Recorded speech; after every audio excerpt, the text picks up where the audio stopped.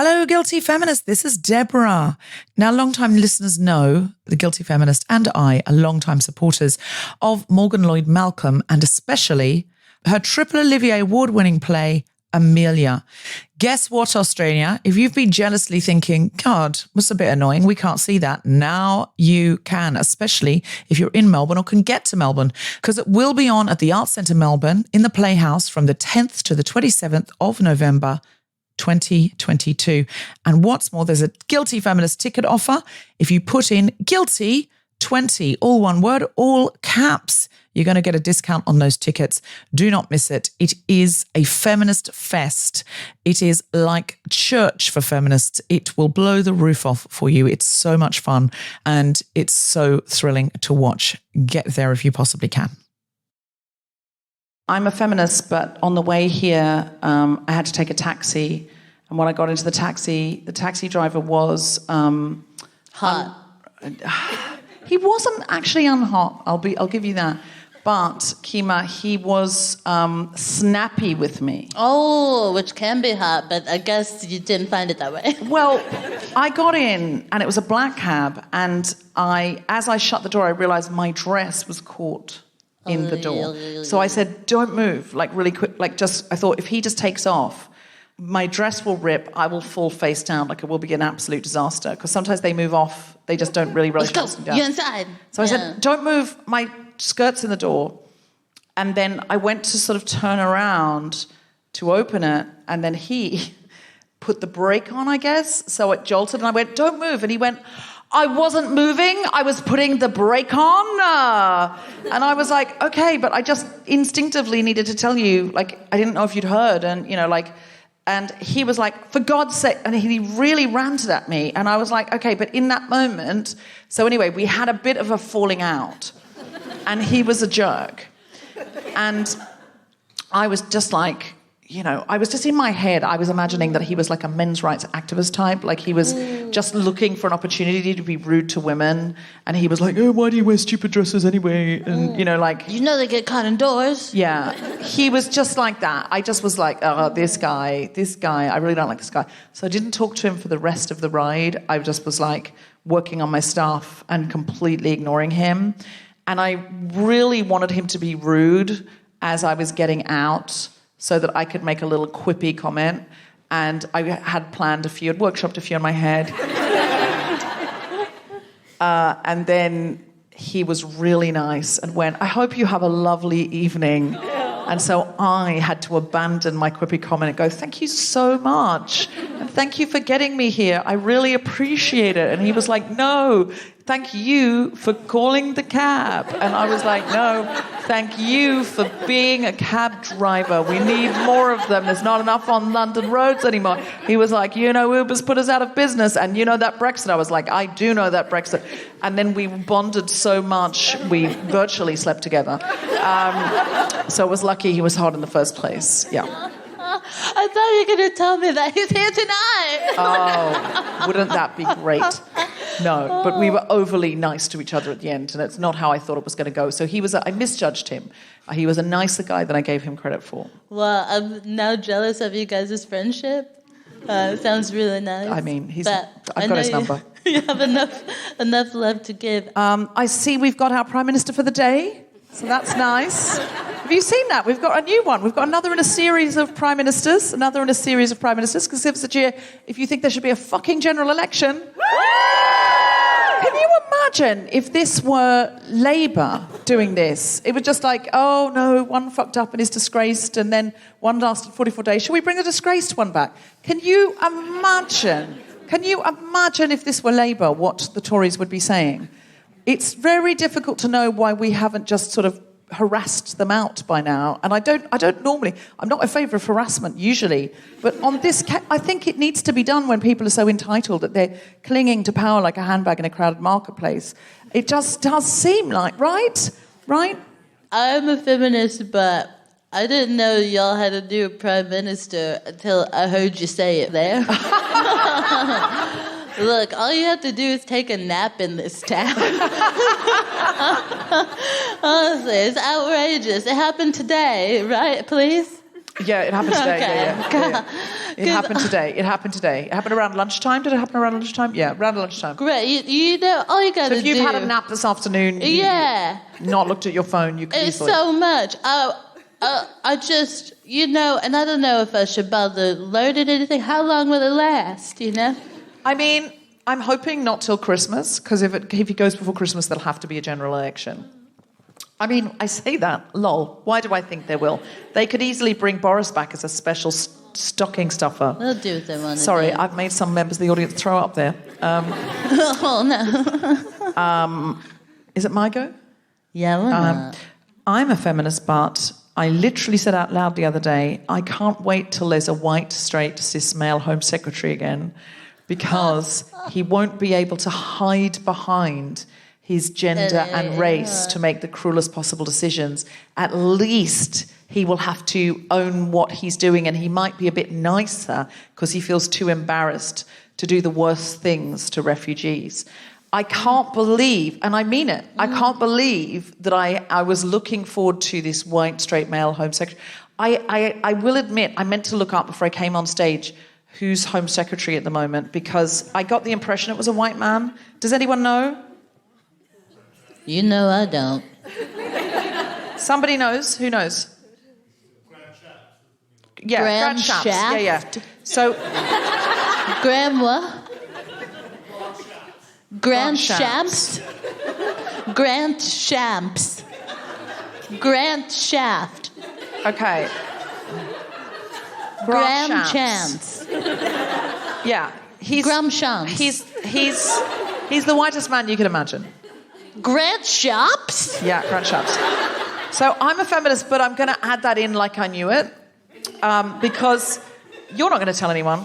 We'll see if And when it comes out on the any. podcast, people are going to be she's so well informed. I had an impression it was someone like him, but I should have looked it up. Okay.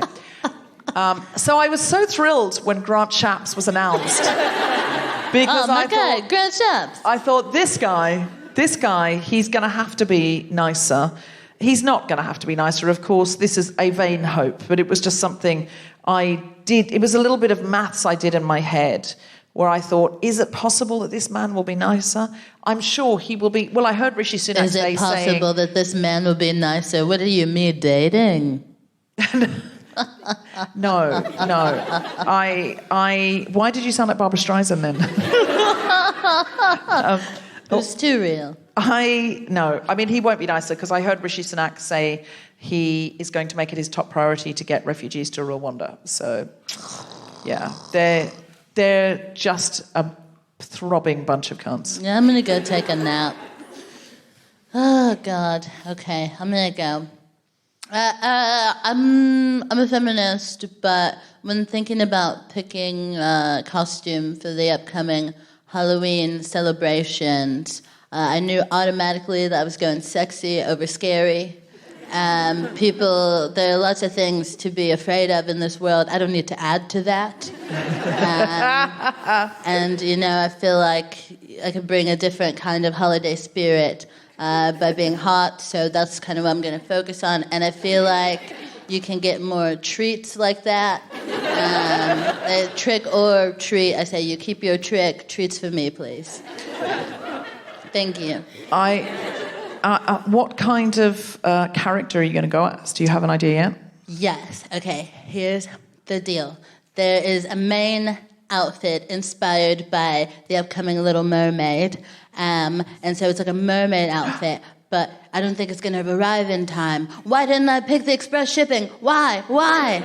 And so now, I don't know if that's real, but luckily the same day I put, see if you can guess this, an orange long-sleeve top and a red skirt in my ASOS wish list, hopefully to be accompanied by long orange socks and glasses, so I can be Velma. So I think it'll be sick. Okay, Yeah. Velma from Scooby-Doo? But hot. Or Slutty Little Mermaid? 1,000%. Okay, I can see you as Slutty Little Mermaid. It's going to be an exciting time. Okay, all right. Well, I'm excited for Slutty Little Mermaid or Slutty Velma, either of which. I mean, and I use that term inclusively and embrace my inner slut. I feel the warmth. Yeah. I don't know that I can get away with the trouble is, you know when people on Halloween go slutty nurse or slutty this, that, I don't think I get away. I think I'm just going to look like a nurse. I don't think, what's going to tell the audience that I'm a slutty nurse? It's like... Well, that's the thing, but when you... I just think I'm going to look like a soccer mum nurse. And nobody wants that. No one asks for that. There's no category in the shop where it goes just matron nurse. Like, helpful nurse, like nurse will save life. But the thing is, that makes the costume extra realistic, because when you are an actual nurse and you're slutty, people can't tell. You just save lives all day. That's true. You know? That's actually true. So maybe the real slutty nurse was within you all along.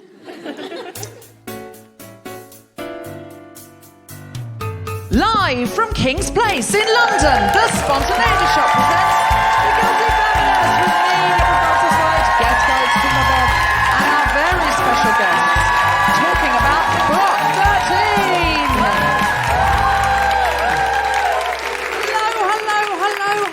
Hello, King's Place.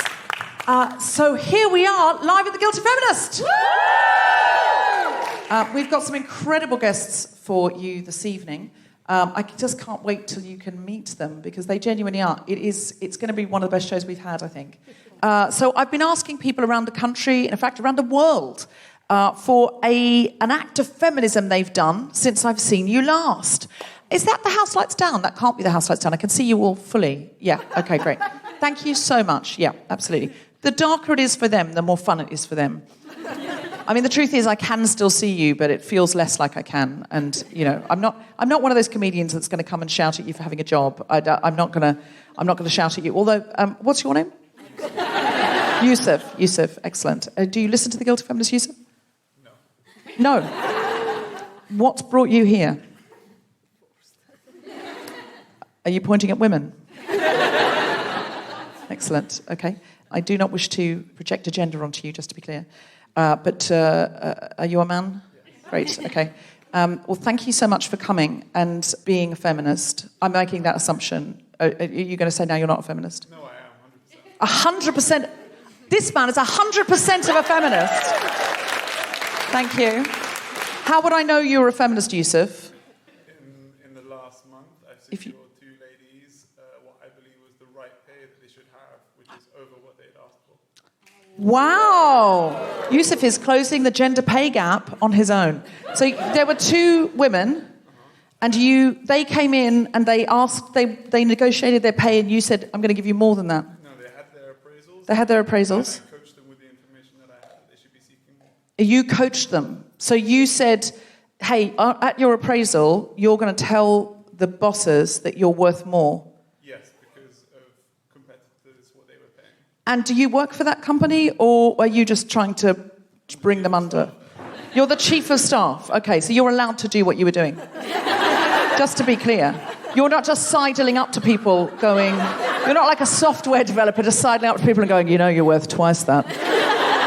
L'Oreal principle. Get in there and tell them, without any real knowledge of what they're on. You the chief of staff. I have that information. You're chief of staff. That sounds like a job in the West Wing. It's really impressive. Less glamorous. Less what? Less glamorous. What kind of organisation is it? Network and education. Network and education. I work in education. You work in education. Okay, what's the network bit? I didn't say network. Oh, you didn't? Oh, okay. What did you say at the first bit? You just... I work in education. Okay. You work in education, and within that, you saw two people who should be being paid more, and you went and said, tell them you're worth this, they're going to have to pay you more, and then they came out, and what happened? Did they get the money they asked for? One secured it and signed it, the other one's still in the process. Yeah. One secured it and signed it, and the other one's still in the process. Yusuf, we thank you for your work, and we wish that the whole world were more like Yusuf. Absolutely. This is wonderful. It's not normally how it goes, I'll be honest with you. It's normally way funnier than that. Because the man is usually a consultant of, and I say, how could you prove to me that you're a feminist without telling me? And then they go, oh, I didn't hit on a woman on the way here on the bus, even though I wanted to. And it's really funny. But Yusuf has killed the comedy with good work.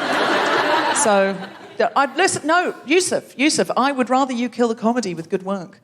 I can get laughs elsewhere, and have. Just then. There's another one. See? diminishing returns at this point. I see that. I see your point. Just give us a cheer if you listen to The Guilty Feminist. Give us a cheer if you don't know what you're at. Okay. It's a podcast. It'll become clear. But yeah, I usually ask now for an act of feminism that will intimidate nobody. So that would be a bad example. Yusuf's act of feminism there, too good. Do you see? Other people are thinking, well, I've never got a woman more than she was getting before and made sure she's got what she's worth. Has anyone got one that they think this will intimidate nobody? It's barely a feminist act at all. Anyone got one? No, you're all too good feminists. Has anyone got a good one then? Has anyone got one that they want to share? Yes. I have one that is ridiculous. It's ridiculous. Totally ridiculous. Well, that's what we're looking for. I'm going to give you this microphone so you can tell us. What's your name? Sabrina. Sabrina. Okay. Yes. I feed my cat, Sweetie, which is a woman, female cat before my male cat. You feed your female cat before your male cat? What? Because you just think... Is this to fight the patriarchy?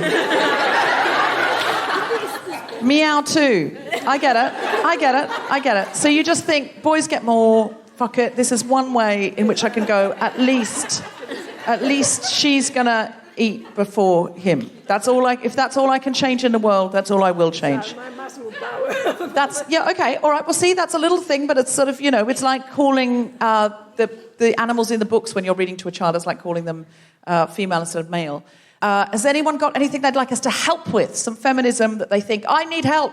Or I'd just like to tell you about it. Or it needs a plug on the podcast. Anyone got anything that they'd like to do? Anything they're working on? Anything you know about? Anything where you think, I wish things were a bit fairer over here? Yes, lovely. What's your name? Gina. Gina's got one. Thank you so much. Hi. So I'm a fundraiser for this really amazing small charity called the Kemah Trust, and we support local projects in India and Nepal, and a lot of them are supporting women, so supporting gender equality projects in India, Nepal, and now also Bangladesh. And the Bangladesh ones are more focused on climate change issues, because that's a big thing now. I'd just love people to look up the Kemah Trust, which is a really, really great small charity supporting community grassroots projects. And do you need volunteers? Do you need money? What do you need? So, yeah, both. So we need money. Who's got money here? Someone must have money. Not Yusuf, he's in education. He's too busy redistributing it to women. He can't afford anything. Just give us a cheer if you are a white, straight, cis man. Yes? Did you say boo, sir? You booed yourself. Yeah. I wooed unenthusiastic. Oh, you wooed unenthusiastically. You just went woo. You did a woo so unenthusiastic it felt like a boo. So you're like, oh, God, in this room. Is it because of me and what I'm going to say, or just generally how you feel about your kind? The latter. Okay. What's your name? Josh. What do you do, Josh? Software engineer. Josh has got loads of money. He's in software engineering. Would you be able to give something to the Caroline Trust? Sure. Great. Thank you. Super. And is there any kind of volunteering that he could do with software engineering? I'm not sure. Not sure. Okay. We'll connect you. You connect in the interval. Excellent. So if everyone could give what they can, and say your name again, Gina. Gina. So find Gina in the interval if you think I'd like to volunteer more. I'd like to know more about that. Just find Gina in the interval, and she'll tell you all about it. Big round of applause for Gina. All right. I think we're ready to start the show. So please, welcome to the stage, the one, the only, the incredible, the guilty feminist favourite, it's Kemah Bob!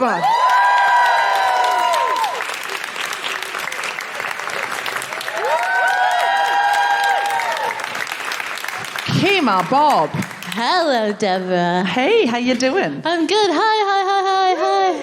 Oh, it's just nice to be together, isn't I know. it? It's nice to be out in the real world. I'm really excited to be here tonight because we have some incredible guests. We are already doing better than anyone who's been in government in the last 10 years. Seriously, the competence that we have, sometimes I do feel like if we have such incredible people in our audience, if we just shut the doors, we could solve about 25 to 30% of the world's problems? Oh, it's so... every day you wake up and you open the phone and inside is bad. It's very consistent. It's exhausting. And I say, no, thank you, but you can't stop. You can't text stop to opt out of society. So. Wouldn't that be good, though, if you could just go opt out? Or at least for days at a time, opt out for a week. Just a little bit. Yeah, it's getting pretty scary. But I do believe in the power of us. I do believe in the possibilities of things getting so bad that social change is kind of going to happen. It's giving tipping point. It is giving tipping point, isn't it? Yeah. There's something going on now where I feel like we've gone from what do we want? When do we want it? Into enough. And I do think it's quite insulting in this country that we don't have a general election now, that they're like, let another one of us have a go. One of the ones we rejected last time because we as a party were too racist. It's so weird. The party was too racist to have Rishi Sunak the first time. So they let They Liz just Truss... 6 more weeks. Yeah, they let Liz Truss absolutely tank the pound, did not know what she was doing, and then they're like, oh, okay then. Like, this is our country. It's unbelievable what they think they can get away with. But in fact, they think they can get away with it because they can. Here they are, getting away with it. It's happening in real time. Yeah, it's happening in real time. And I feel like we're on the cusp of something globally as well. I mean, we're in a very fortunate place relatively, but globally, I feel like we're edging on something. And I would like at some point to talk to you about soup and what your views on soup are. Great. Is this not the time? Because... Okay, I'm just going to say this. This is The Guilty Feminist, the podcast in which we explore our noble goals as 21st century feminists and the hypocrisies and insecurities which undermine them. I'm Deborah Francis White. With me is Kemah Bob, and we're talking about Block 13. Yeah. When I see people, because there's been a whole spate of, today I think the waxworks of the Queen and the King. No, who is it now that we have? Is it the King and the Queen consort were cream pied or something, custard pied today? There was... Wait, someone pied them? Someone pied the waxworks, not the real ones. And then there was also paint on the front of Harrods. Soup on Van Gogh was the most famous one because that was the first. But there's been something on another priceless work of art in Germany. Anyone can feel free to throw gummy worms at me. Apart from your desire to have people throw gummy worms at you. No, I don't want it. I'm so torn about this because I think if I were writing a movie about the end of the world, I would, of course, have people chaining themselves to banks and sticking themselves to valuable pieces of art saying, you have to, look, we are putting ourselves out of business. We're going to be extinct soon. So it's impossible to be this looking down the barrel of the end of the human race and for this not to be happening. And at the same time, I get very scared that in this country, they are bringing in more and more draconian protest laws. And because things like soup on priceless works of art is unpopular with the majority of people, then they go, well, that's why we have to do it.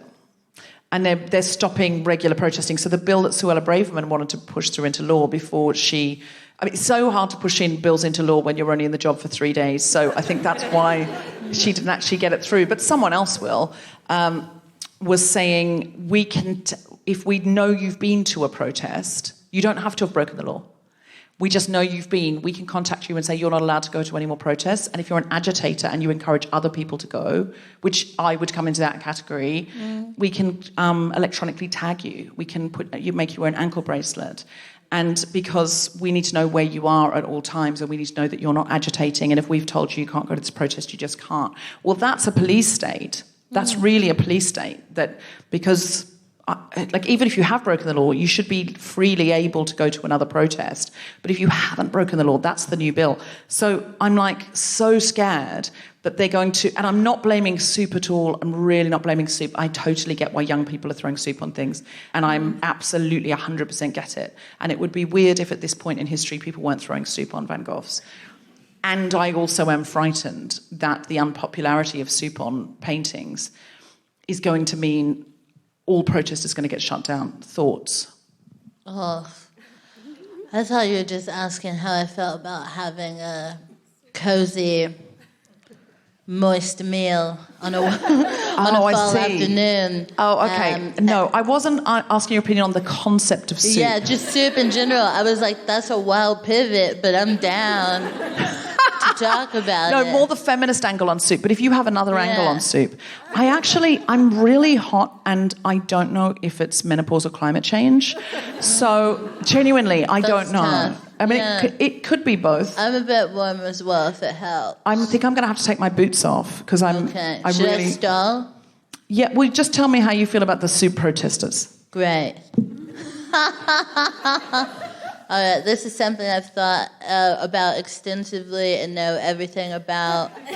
So, like, hold me, like, super accountable. Like, if I mispronounced even the word soup, like, I want you to like, be like, wrong.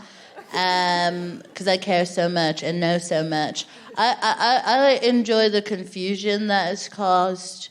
I enjoy the fact that people are like, I don't know why I should be paying attention to this, but I am paying attention to this. I feel like if awareness was what they're trying to do, then good job, soupies.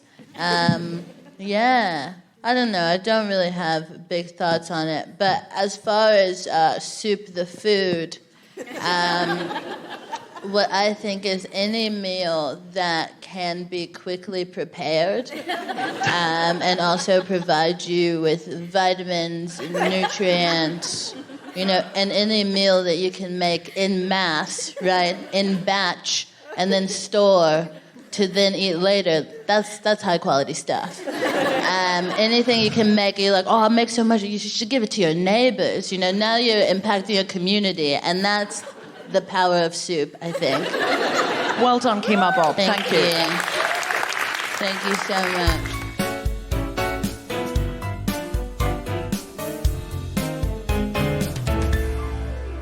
Please welcome to the mic the incredible Kemah Bob. Hello. Okay. Oh, it's so wiggly. Hi. I'm going to tell you a story, and I'm still, figuring out the bits of it, but I feel like this is a story that must be shared, and I'm going to do it now because I'm bold. How about that? So a few weeks ago, a friend of mine was invited to an after party for London Fashion Week, which was so sick. And because we're besties, I'm her automatic +1. So I was so excited to join her. I've never been to an after party for an event. Are you crazy? And so I was so excited. I had just hosted my own show, so I was wearing something kind of like this, something that I felt very good in, I felt very confident in. And I was like, because I have found myself struggling over the years with my masculinity, femininity, and how they coexist in one space. And so I've been trying to find my look now. I understand that looking for your look is a very kind of, I feel surfacey and privileged thing to be doing. So I just want to acknowledge that before I continue to be very surfacey and privileged. It's taken me a long time to figure out how I wanted to present myself to the world. So long that for a while, I just couldn't figure it out, so I decided to not care. And after a while of not caring, I realized I was sad, and it was coming from the outside in. And so I decided to, give a shit. And I have to say, I do feel better, and I do feel like I found kind of my thing. So on this night that I was invited to this after party, I was in my style, okay? My drip, my swag. I was like, this is it. I walk up to the front of the line, and I'm greeted by someone I can only describe as a bouncette. And I don't mean to overly gender the job of being a bouncer, but there were bouncers behind her. She was just kind of in front of them doing a preliminary level of judgment. So she had a clipboard and a blazer, so we knew that she was official, but she also had on high heels and no pants, so that we knew that she was cool. And she was sizing me up when I got to the front of the line, and she just goes, oh, this outfit, I'm so sorry. This this outfit is not for the party. I'm sorry, it's not for the club. This outfit is for the coffee shop. Yeah, for the coffee shop. And I was stunned because I was like, don't tell me what beverages to have tonight. I was like, what? I came here for a margarita. She was like, this is for the coffee shop. And I was absolutely stunned. And I was like, what's wrong with my outfit? This is like my swag. I'm like doing my thing. These are my like she, they vibes. I'm serving it up. But she wasn't having it. And I looked at her and I was like, okay, it's time to take this case to court. Because I've been watching like She-Hulk a lot lately. And so I'm kind of a lawyer now. And so I was like, gavel, gavel, Exhibit A to the court, please. And I was like, pull it out. And so I was like, what's wrong with the outfit, please? And she was like, these shoes, they are not for the club, they're trainers. And I pointed to some bystanders close by, and I said, excuse me, Your Honor, Exhibit B5. And I was like, they're wearing trainers, to which she replied, they're men. Men can't wear heels.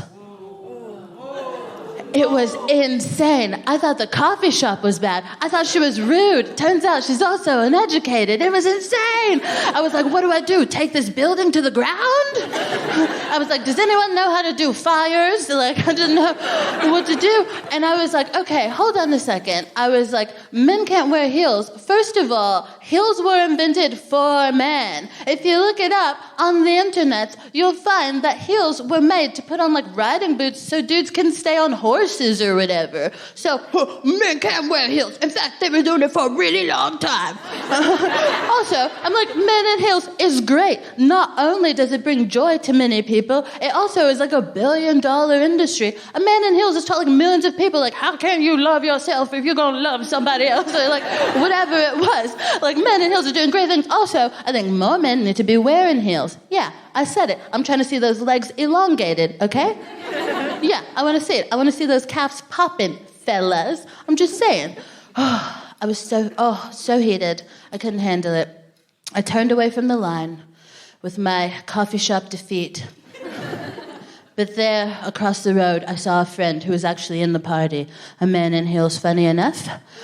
I said, darling, she won't let me in the party. Because that's how I speak to other members of the Rainbow Mafia. And I said, darling, she won't let me in the party. She said my outfit is giving coffee shop. And he was like, oh, but honey, this is your aesthetic. And I was like, thank you. This is the energy. This is the justice I need. Because she'll never understand. I don't have anything really against the bounce set. It's just that she probably operates in her area of like the gender expression spectrum and doesn't even know how to process where I am. And like, how do we do this? How do we like move forward as a society when this person thinks that my outfit is for the coffee shop, but if we were at a lesbian party, she'd be like, bitch, get in here. Like, this is insane. And I don't really know how to reconcile with it. All I know is that I don't drink coffee, but I do eat pussy, and that's okay. Thank you. Kemah Bob, everybody!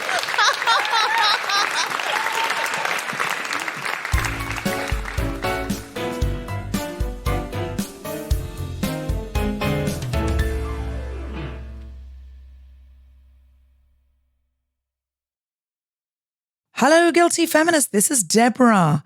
The Guilty Feminist presents Camp as Christmas is coming on the 3rd of December at Queen Elizabeth Hall. I'm hosting with Tom Allen.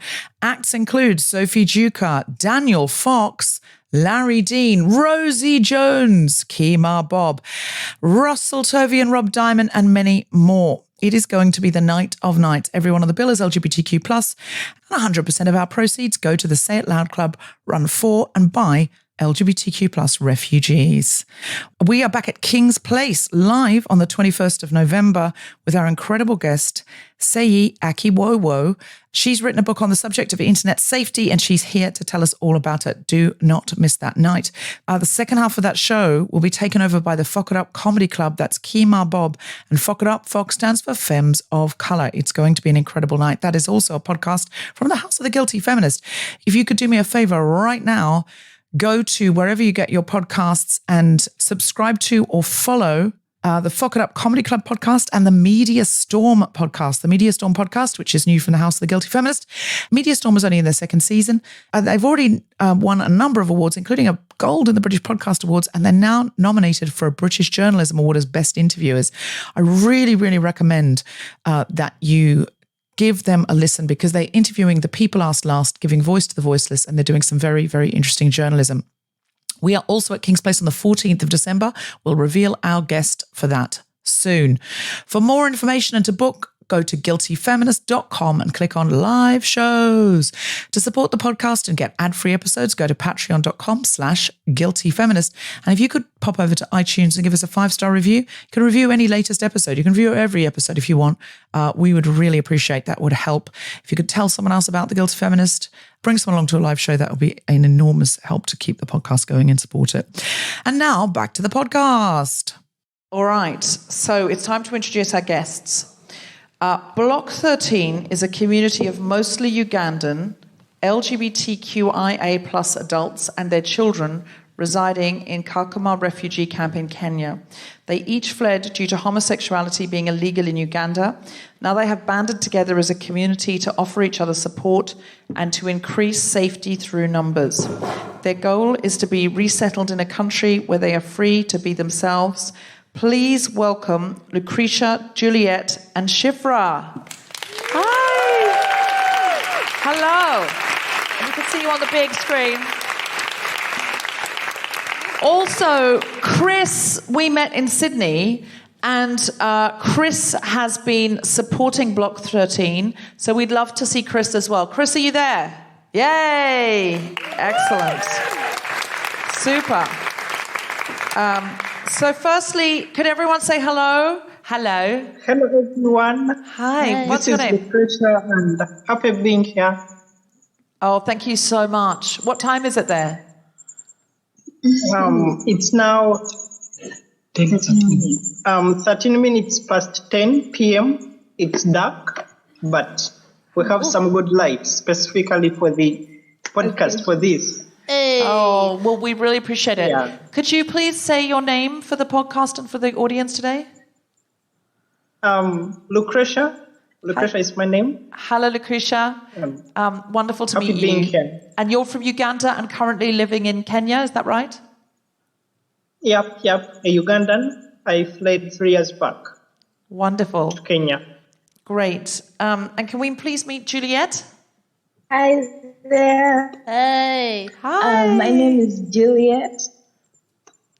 It's my wonderful name is to Juliet, meet you. and I'm so happy to be here. Oh, we're so happy to Thank have you. you. And how long have you been in Block 13, Juliet? Yes, I'm in Block 5 since 2019. Since 2019. So quite 4 long. years right now. And Shifra, can we meet Shifra?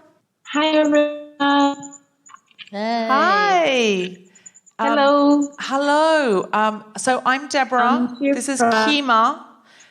Thank you guys for staying up late to chat with us. And Chris, you're in Australia? Yes, Chris, you're in Sydney. Wow. Yeah. What time is it there? It's 6:15 in the morning. Oh, I'm so sorry. Oh, look at us coming together all across the time zones. Yeah. Well, thank you so much for getting up so early for us. So, Chris, could you tell us, just to give us a little introduction to how you met Block 13 and how you introduced us? I run a show here in Sydney called Queers of Joy, and it's a performance night for trans and gender diverse performers. And in lockdown last year in 2021, in July, we took our shows online, and Lucretia, who is a human rights defender at Block 13, who regularly goes online and advocates for their community, contacted Queers of Joy Facebook page. And we got talking, and we ended up having a WhatsApp call for an hour, and she told us about their situation, and then we invited them to come on the next show that we held online. And we interviewed them, and we started fundraising for them then. And so we do a show every 2 months. And so ever since then, they've done a pre-recorded performance video for each show, and then we fundraise for them. And we speak on a Zoom call every 2 weeks as well. And we have formed a friendship over the last year, and they're the most inspiring people I've ever met. Not bitter, just full of love and hope, and they've got so much energy to keep fighting for themselves and having a voice.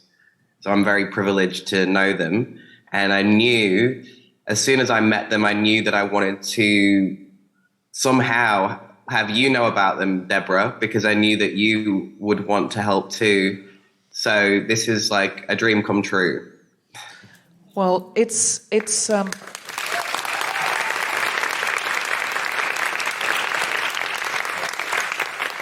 when I saw the video that you made, Lucretia, I was so impressed with the quality of the film and your storytelling. It was absolutely amazing.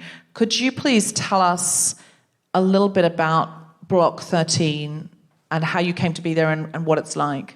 Well, thank you again. Block 13 is a community among the other refugees in the camp. Kemah refugee camp is located in northwest of Kenya, and it harbors almost 200,000 refugees. It's a home for us right now. 200,000 refugees? Those 200, in the whole camp? Wow. 200,000. Yeah, it's 200,000 refugees. And within that big number of different nationalities, different religions, ideologies, different backgrounds, that's why I also happen to call a home, to call Kemah refugee camp a home. And within the Kemah refugee camp, it's where we have the Block 13. Block 13 is just one of the very many other communities. We have Block 13, Block 12, and other blocks. So Block 13 is where we are staying. A group of 52 plus LGBTI living communally, cooking communally, passing through the horrors and all the kinds of injustice as a community, enduring all sorts of homophobia as a community, defending each other, advocating for each other, being there for each other, and loving each other in solidarity. So, Lucretia, it's for refugees who identify as queer can go and live in the same block, and that's Block 13. How many people are in Block 13? Yeah. We are around 52 plus right now. So there's 200,000 people in the whole camp and only 52 in Block 13. Wow. In the Block 13, it's just 52. Wow. But in the same Block 13, there are other refugees. But we live there is a certain small compound, where we sleep because the camp has lots of other communities, other LGBTI communities in other blocks. And in Block 13, it's where we also happen to live as a group in a compound, and it's within the Block 13. But the same Block 13, there are other refugees, not identifying as queer, other refugees, and we are living with them. But we live as a group, as a family. So within Block plus. 13, there are LGBTQ plus refugees who've chosen to live together, but there are other people in Block 13. And Chris told us that you'd had some homophobic attacks. Could you tell us about that? Much of them, as I've just said, living in a place of 200,000 people, fleeing of different reasons. They grew up from different backgrounds. They're having different ideologies, nationalities, religions, beliefs, cultural norms, of which they tend to prioritize more when it comes to balancing of someone's sexuality or difference with theirs. So, of course, homophobia rises up as soon as possible. It tends to rise up. Living in a community where someone prioritizes more of their cultural beliefs than what you identify as. Of course, immediately, what has to come out is being beaten, We have been burnt with fire. Our shelters have been destroyed by arson. We have properties destructed. And more so, we have lives that are being claimed. So far, one life has been claimed last year of an arson attack. A colleague, an advocate, a friend was killed by fire just like that, set on fire alive and killed.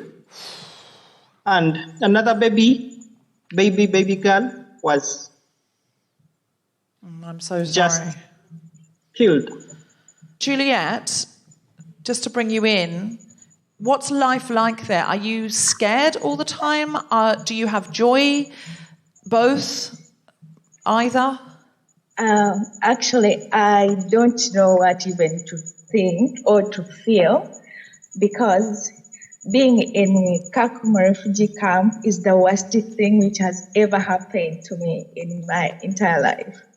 The worst thing that's ever happened? It's the worst thing. I'm so sorry. I have children, 2 children whom I came with. When we came, we came in Nairobi and we were convinced to be brought in the camp. So we were told that everything is going to be fine when we go to the camp, that we are going to have the security, we are going to have protection, we should have school medication, that everything was going to be fine. But all of it was in vain. We have never been fine since we came here. Our children are being discriminated. They are called evil children simply because they belong to LGBTIs.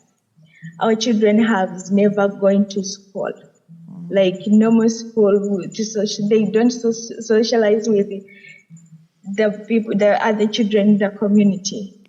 They are being beaten. They are being assaulted all the time. So that has made our children not go to school at all.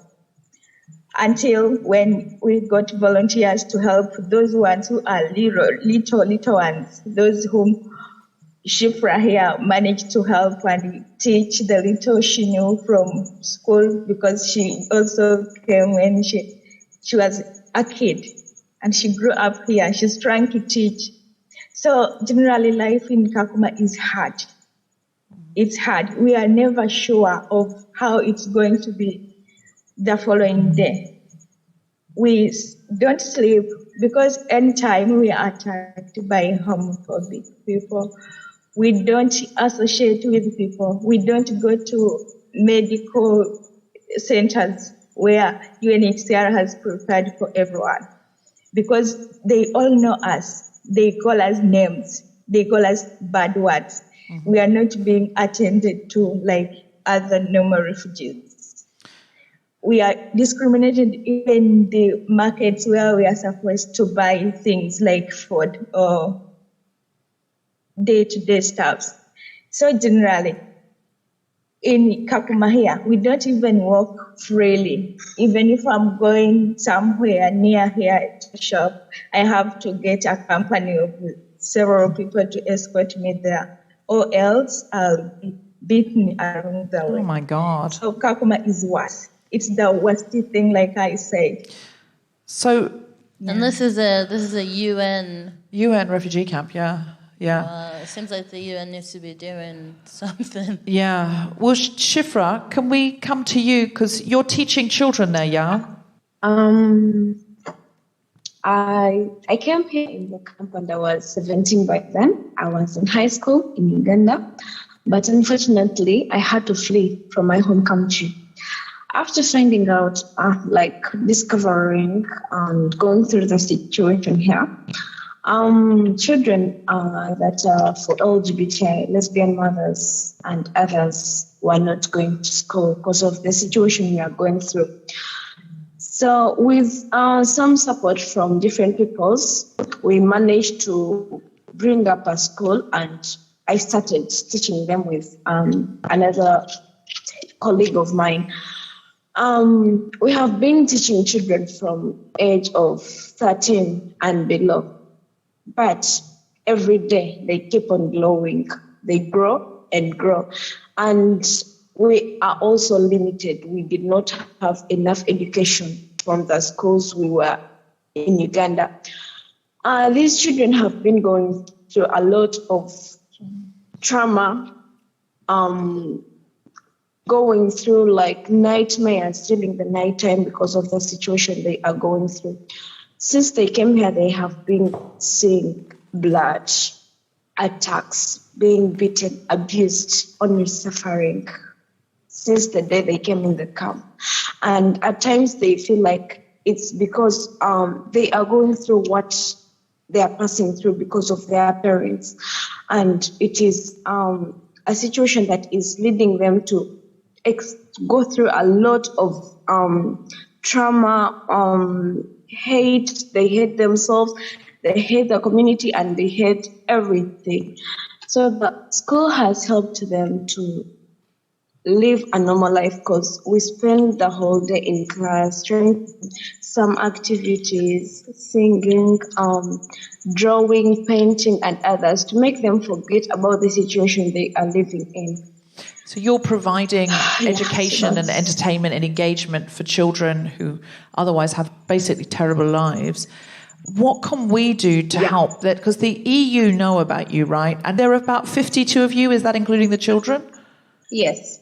So the EU know about you. Why can't they just, or why don't they just ship you out and bring you to the EU? It's a challenge that we are still, it's something that we have not yet received an answer for, because it's a simple thing. EU knows about what we are going through, but the question is, what's still holding them back to make a clear step, a clear solution, a durable solution of just moving us out to somewhere safe? It's a question that we can't answer, but it's a question that you can help us get answers to from those authorities whom we entrusted our lives to, whom have a mandate to protect us, and whom the EU has to pass through to ensure that we are protected and we are safely moved out of here. So how can we help? Who should we be connecting with? Amnesty International, the UN, the EU? Like, what would you like us to do?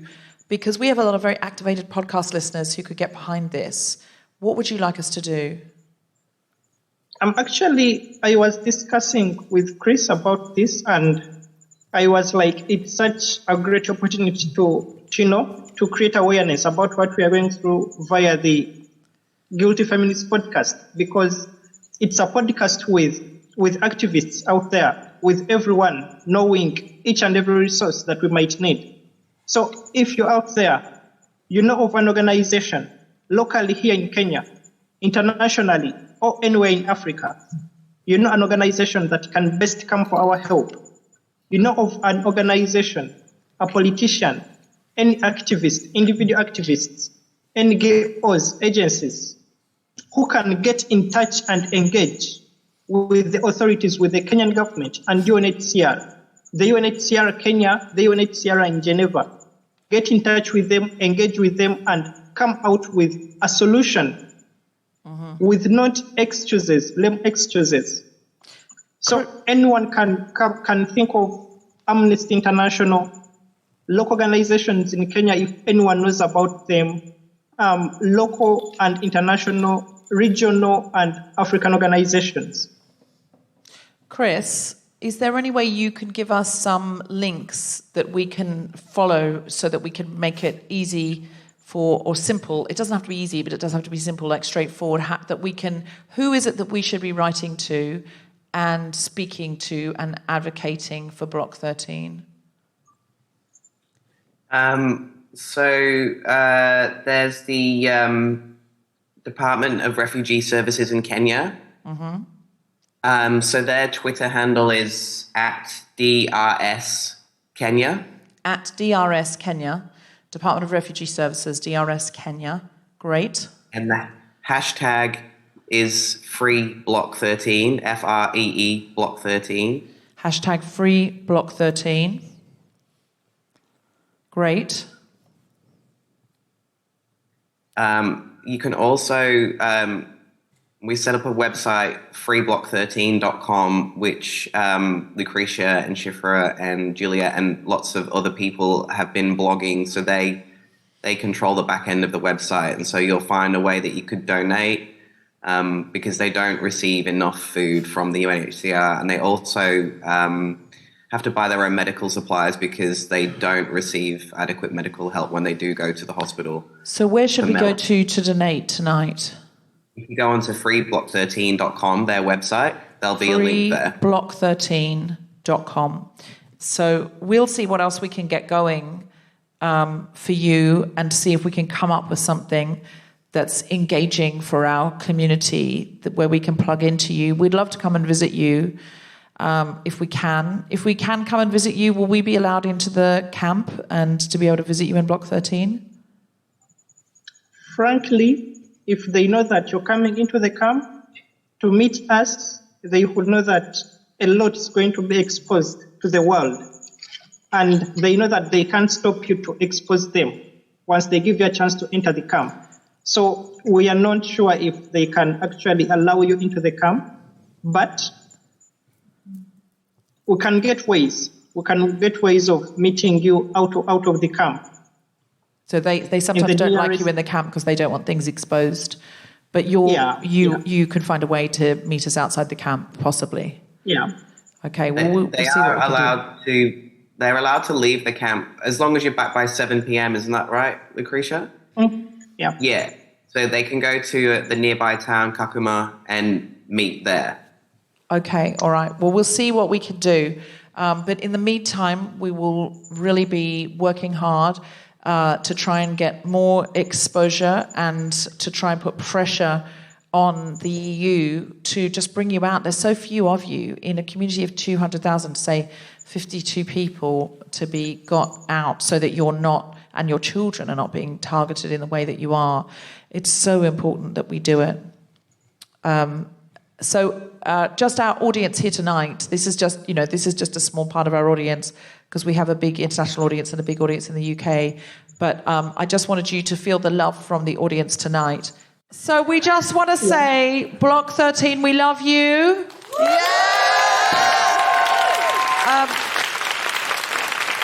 And love you too. And thank you for this wonderful opportunity of getting us, hearing us, giving us your ears. Yeah, well, it's an amazing honor to us. We see you, we love you, we care for you, you're not forgotten, you're not invisible, you're important, and we see you. And just this audience that's here tonight, will you all have a go at doing something this week for Block 13, whether it's writing to somebody, going on your WhatsApp groups and saying, hey, would you donate to this? We met these women individually, and, could you consider Lucretia and Juliet and Shifra your friends now, and act the way you would if your friend was stuck in a refugee camp being persecuted for being queer? What would you do if it was someone you loved, someone you knew, if it was your sister or your best mate? What would you do to get them out? And see if you can do something this week to connect with them and make them know that they're not forgotten. Would everyone be up for doing one thing this week? Yeah. Great.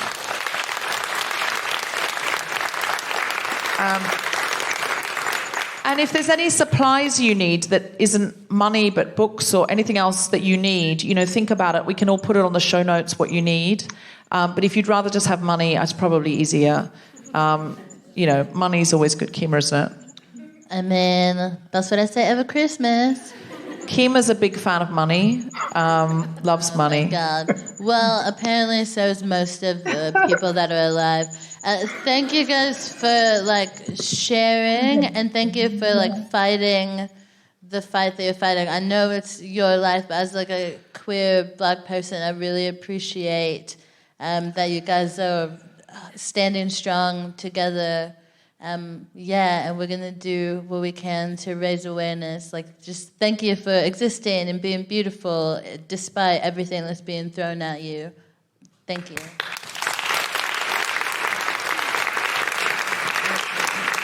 Love you. Love you. Is there anything you came to say that you didn't get to say? Any last things you'd like to say?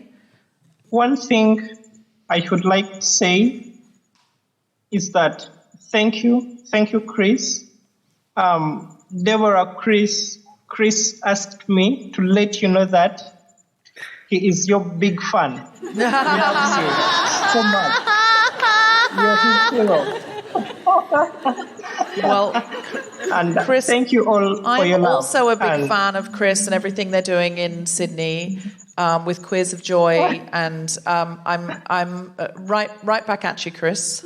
But also, I'm a big fan of what you're doing in Block 13, of all of you, because you're doing something much harder and much more consistently draining and much more powerful than anything that Chris or Kemah or I are doing. So we send you our admiration. We're fans of Block 13.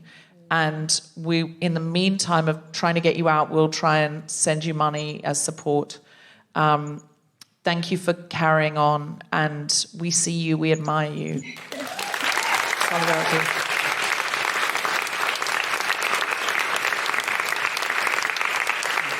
Chris, is there anything you came to say that you didn't get to say? I think Lucretia just said it. No, I just thank you so much for this opportunity, and thank you to the audience in advance. Actually, being a contribution to someone else is so enlivening and so enriching, and just fulfills my life. So I see it as an opportunity every time I get to contribute to our friends here in Block 13. All right, well, listen. Also, since Chris won't do it, but I know what it's like to produce a live show, honey. If you're in, where is it, Sydney? Are you in Sydney? Yeah. Okay, if you are in Sydney, Australia, go check out Queers of Joy. Oh, yes, that's true. Sydney listeners must go and see Queers of Joy. Queers of Joy. And, we'll be 2 years old in December. And, go and see Fuck It Up as well if you're in London. Yeah. Stop! Chris, shut up! Fuck It Up. Kemah's show, which stands for Femmes of Colour, and also sounds like Fuck It Up. Hilarious. And that podcast is from the House of the Guilty Feminist, and the live show is a very good time, and also features some Queers of Joy. We need to do at some point a Queers of Joy Fuck It Up crossover when we're in the right hemisphere. I like it. And let's very much hope that the wonderful women of Block 13 can join us at some time. The joy will be when we can get you on a stage with us. Wait, okay, before we go, also, I have a cousin named Lucretia, and it's not spelled the same, but it is Lucretia, and I just wanted to say that maybe you're my cousin too. I mean, could be.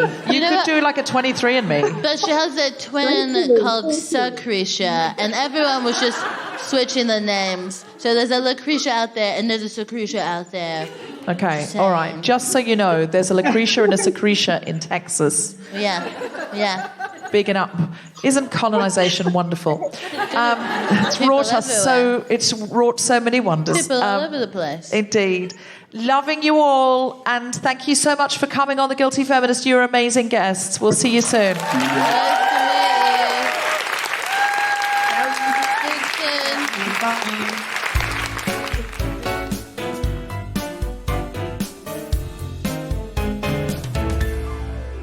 Aren't they amazing?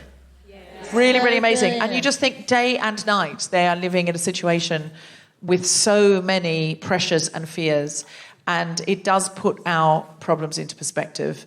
That's not to say we shouldn't, I'm not doing what about. I mean, we need to worry about the terrible things that are happening here as well.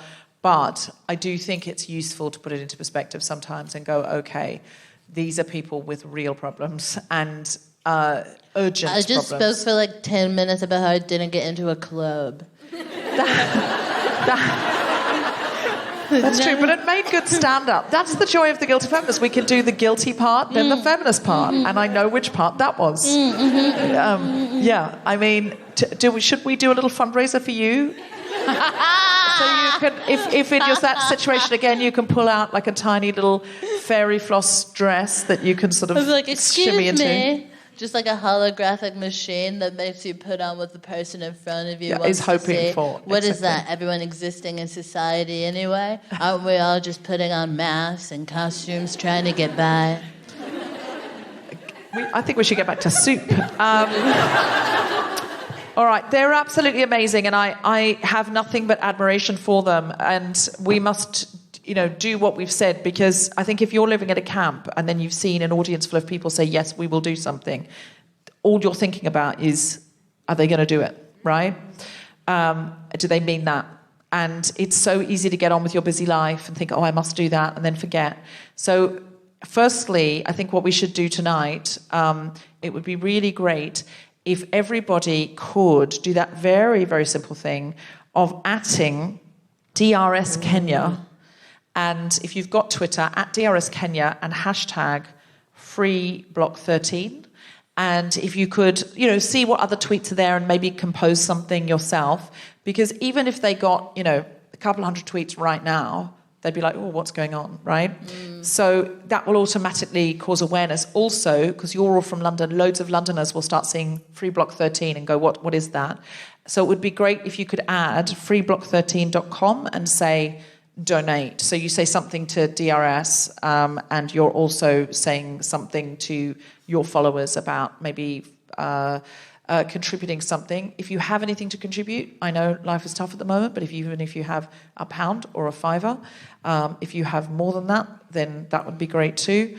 But even if you can donate a very small amount, if we all donated a very small amount, that would instantly be more. We raised money in Sydney, and they made us an amazing video which we'll add to the podcast when it goes out, where they said they spent it on sanitary products because they said that's a real luxury for us to have sanitary products. So whatever you were going to buy this week, however many, flat whites, or, just have one fewer flat white and have one of those crappy coffees at the office that you hate. And that's going to make a big difference to someone who isn't, to your friends who you've met now in Kenya who, can't necessarily afford a tampon or a moon cup or whatever. So get involved, because it does make you feel good. And if you start a relationship, we'll feel together a sense of community. A lot of what I think is lacking in our lives when we're just doom scrolling is purpose and connection. And I think our relationship with Block 13 is really going to provide that, as well as actually doing something. Sometimes it's really easy. Do you ever think, what am I really doing? And you're sharing things. You think, what am I really doing? How am I changing anything? This is a way to really change something. So I'm going to talk to Amnesty know about Block 13 and see if we can get something going. Kemah, for the listeners at home, do you have anything to plug? The Films of Colour Comedy Club is going to Shoreditch Town Hall on December 7th. So if you're free, come, and it's going to be fun. And we make that podcast so you can listen to that, please. Thank you.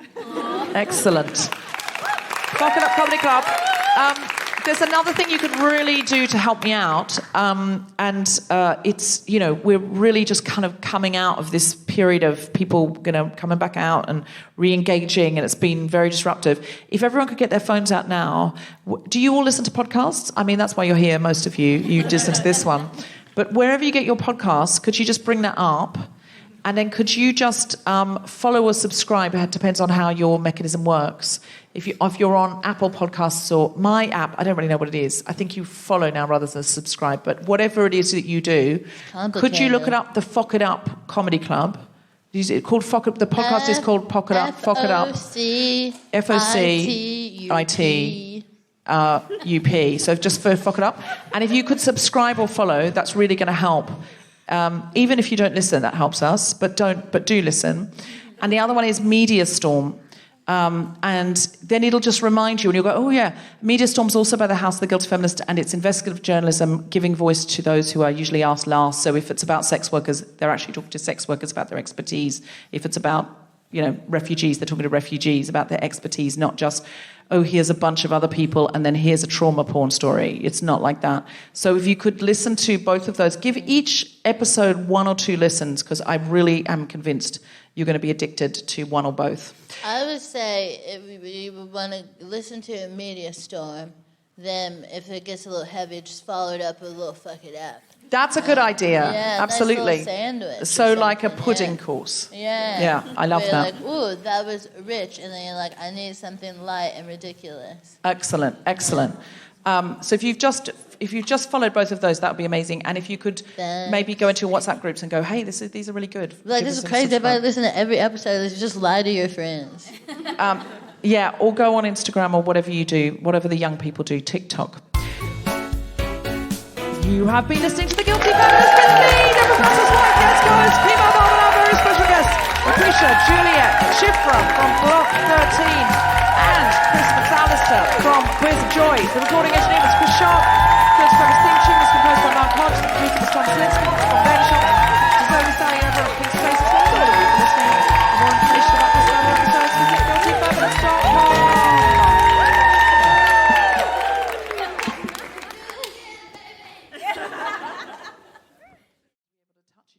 Again, don't touch each other, but we can touch each other because we have automatic consent. We've already agreed. We've agreed. We agreed backstage. Anytime you want to touch me, lick me during the show, that's She cool. said, she was like, please, anytime during the show. I was like, Deborah, relax. The Guilty Feminist is provided exclusively from Acast. Find it wherever you get your podcasts.